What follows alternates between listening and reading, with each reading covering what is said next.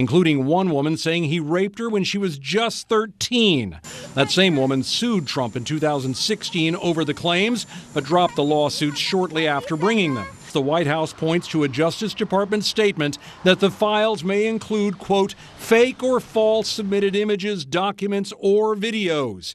And Trump has always denied such allegations. In July, the Department of Justice said that we had reviewed the files, the quote, Epstein files, and there was nothing in there that allowed us to prosecute anybody. Still, the files have put a number of high-profile people in an unwanted spotlight.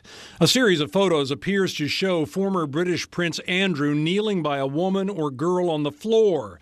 There is no context, and CNN's requests for comment were not immediately answered. Billionaire Elon Musk has previously said he refused an invitation to Epstein's island. The documents suggest he wanted to be there for the wildest party. After the release, Musk posted, "I have never been to any Epstein parties ever and have many times called for the prosecution of those who have committed crimes with Epstein." Howard Lutnick, Trump's Secretary of Commerce, said he and his wife decided to cut ties with Epstein 2 decades ago. My wife and I decided that I will never be in the room with that disgusting person ever again. Yet the documents point to at least a couple of attempts to socialize with Epstein after that.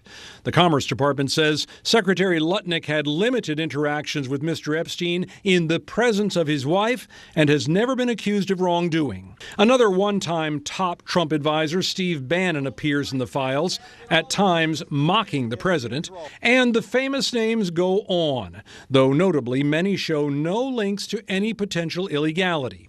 Dinner invitations for Woody Allen, Martha Stewart, and Katie Couric, who said here, "I know you're not a foodie, but the lasagna was rockin'."